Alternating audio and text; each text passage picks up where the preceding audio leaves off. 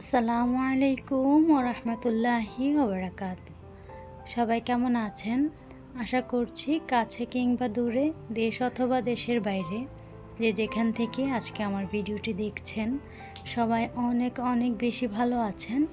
আলহামদুলিল্লাহ, আমরাও কিন্তু ভালো আছি। তো এই তো নতুন আরও একটি ব্লগ নিয়ে আপনাদের মাঝে চলে আসলাম। তো আমার আজকে ব্লগটিও আশা করছি আপনাদের কাছে অনেক অনেক বেশি ভালো লাগবে। তো আজকে কিন্তু আপুরা আমার নতুন ফোনে ভিডিও করা, তো আমাকে কিন্তু কমেন্ট করে অবশ্যই জানাবেন যে আমার ভিডিও কোয়ালিটিটা ঠিক আছে কি না, বা আগের থেকে কি বেটার নাকি খারাপ। তো কমেন্ট করে জানালে কিন্তু আমি অনেক বেশি খুশি হব। আর এখন হচ্ছে বলে রাখা ভালো যে আমার কিচেনটা যেহেতু ফ্রন্ট সাইডে একদমই খোলা, মানে বিশাল বড় হচ্ছে গ্রিল করা, জানালা করা হয়নি। তো এইখান দিয়ে দেখা গিয়েছে যেহেতু এখন বর্ষাকাল, 2 দিন পরই হচ্ছে ঝুম বৃষ্টি হচ্ছে, তো আমার একটু সমস্যাই হয়, মানে রান্নাঘরে হচ্ছে পানি চলে আসে, তো সেগুলোকে আবার ক্লিন করতে হয় সব কিছু একদম। তো যার জন্য আর কি এদিক দিয়ে হচ্ছে একটা তেরপাল লাগিয়ে দেওয়া হয়েছে। তো এটার কালারের কারণে এদিকে আমার রান্নাঘরটা একদম কেমন যেন একটু ইয়েলোইশ হয়ে গিয়েছে। তো ভিডিওতে কিন্তু দেখলেই বোঝা যাচ্ছে। তো অল টাইম এখন হচ্ছে লাইট জ্বালানো থাকে, তারপরেও হচ্ছে এই অবস্থা। তো এটার আর কি অন্য একটা সমাধান বের করতে হবে।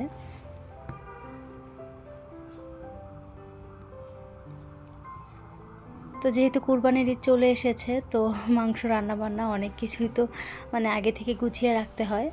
তো এই তো আদা রসুন আমার ঘরে প্রায় শেষ আর কি, তো যার জন্য আর কি একটু বেশি করে এখন হচ্ছে পেস্ট করে নিলাম। এগুলো হচ্ছে আগে থেকে আমি কুচি করে তারপর হচ্ছে রেখে দিয়েছিলাম ডিপ ফ্রিজে। এখন হচ্ছে বের করে জাস্ট পেস্ট করে নিলাম আর কি। তো আমার রান্নাঘরে ভিডিওর কালারটা কিন্তু দেখতে একটু আমার নিজের কাছেই যেন কেমন লাগছে। তো আমার সকল প্রিয় আপু ভাইদের কাছে একটু বলে নিচ্ছি যে ক্ষমা সুন্দর দৃষ্টিতে দেখবেন প্লিজ। তো এই তো এখন হচ্ছে এগুলোকে সব কিছু আমি ডিপ ফ্রিজে রেখে দিব। তো আজকে হচ্ছে বড় ফ্রিজটাকে পরিষ্কার করব, যেহেতু কুরবানির চলে এসেছে আর কি, তো সেই উদ্দেশ্যে আর কি আর একটু ক্লিন করব।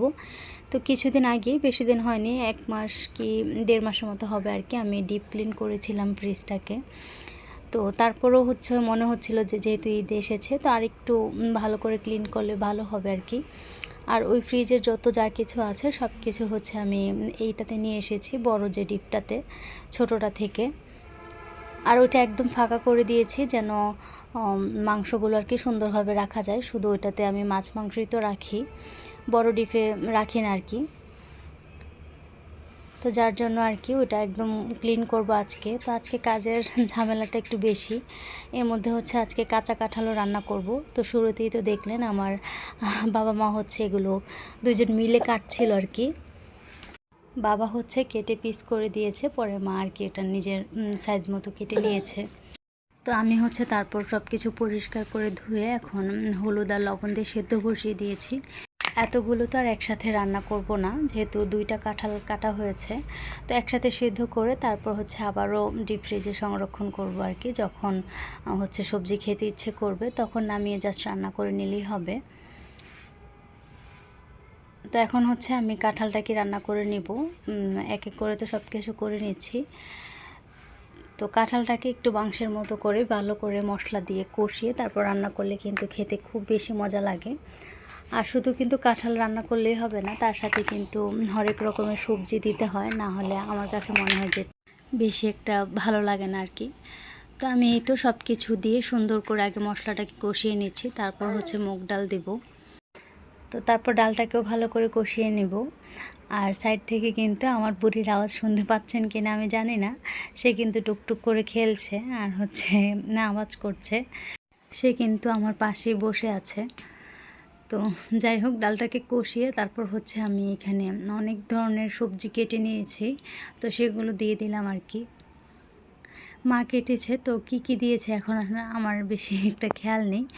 তো মনে হয় মিষ্টি আলু, তারপর হচ্ছে আলু, ধুন্দুল, বরবটি, সিম আরও কী কী যেন দিয়েছে, আমার সঠিক মনে নেই। তো যাই হোক, এখন এগুলোকেও ভালো করে আগে কষিয়ে নেব। যেহেতু কাঁঠালটাকে আমি লবণ আর হলুদ দিয়ে একটু সেদ্ধ করেছি, তো যার জন্য এটাকে পরে দিব, না হলে বেশি আর কি একদম গলে যাবে কাঁঠালটা। তো এগুলোকে ভালো করে কষিয়ে তারপর সেদ্ধ কাঁঠালটা হচ্ছে আমি এখন দিয়ে দিচ্ছি। তারপর হচ্ছে ভালো করে একটু নেড়েচেড়ে রান্না করে নিলেই কিন্তু হয়ে যাবে। তো আমি আমার মতো করে রান্না করছি, অনেকেই হয়তো অনেকভাবে রান্না করে থাকেন। তো এই তো কাঁঠালটাকে বসিয়ে দিয়ে আমি হচ্ছে আগে ফ্রিজটাকে ক্লিন করে নিয়েছি। আর ফ্রিজটাকে ক্লিন করার পর দেখতে যে এত শান্তি লাগে কি বলবো। তো এই তো আমার পুরো ফ্রিজ কিন্তু একদম খালি, শুধু অল্প একটু মাছ আছে। তো আর হচ্ছে মাছ কেনা হয়নি, যেহেতু ঈদ চলে এসেছে, এখন আর মাছ কিনবো না। তো যা আছে এক বক্স ওটা দিয়ে আর কি একদিন চলে যাবে, যেহেতু এই জন্য আরও আর কি কেনা হয়নি, যেহেতু কয়েকদিন শুধু মাংসই খাওয়া হবে। তো বেশি দিন ফ্রিজে থাকলে সেই মাছটা আবার ঘরে খাওয়া হয় না, তো সেই জন্য আর কি ফ্রিজ একদমই খালি। তো রান্নাবান্না শেষ করে টেবিলে হচ্ছে সুন্দরভাবে খাবার গুছিয়ে নিয়েছি। তারপর হচ্ছে আমি ফ্রেশ হয়ে এসে নামাজ পড়েই তো সবাই মিলে এখন দুপুরে খাবার খেয়ে নেব। আজকের দুপুরে হচ্ছে রুই মাছ ভুনা করলাম, আর হচ্ছে কাঁঠালের সবজি, সাথে হচ্ছে টক রান্না করেছি। আর টক হচ্ছে রাইসার বাবার তত একটা পছন্দ না, তো সেজন্য ওনার জন্য আবার হচ্ছে ডাল রান্না করেছিলাম। তো দুপুরে খাওয়া দাওয়া শেষ করে আবার হচ্ছে বিকেলে একটু বের হয়েছি। আর আজকে কিন্তু আমি একা বের হয়েছি, মানে সামনে থেকে হচ্ছে রাইসার এক ফ্রেন্ডের মায়ের সাথে আর কি মার্কেটে যাচ্ছিলাম। তো ওই ভাবি আর কি সামনের দিকে ছিল, তো আমি বাসা থেকে কিন্তু একাই বের হয়েছি। আমার মনে হয় যে এটা একদম ফার্স্ট টাইম যে রাইসার বাবাকে ছাড়া আমি একা হচ্ছে বাসা থেকে বের হয়েছি। তো রিক্সাতে ওঠে না একটু নার্ভাস লাগছিল, পরে যখন ভাবিকে দেখেছি তখন অবশ্য ঠিক হয়ে গিয়েছিল। তো প্রথমে হচ্ছে একটা গোল্ড প্লেটের দোকানে গেলাম, সেখানে কিছু জিনিসপত্র কিনে নিলাম।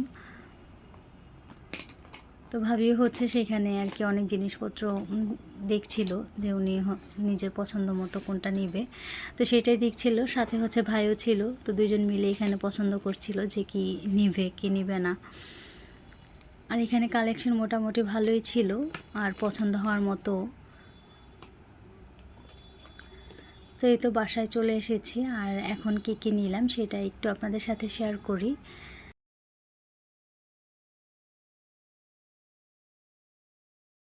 ফার্স্টে হচ্ছে আমার ছোট্ট বুড়িটার হাতের একজোড়া চুড়ি, এটা ভাবি খুব শখ করে একদম দোকানে ঢুকে প্রথমে হচ্ছে নিয়েছে।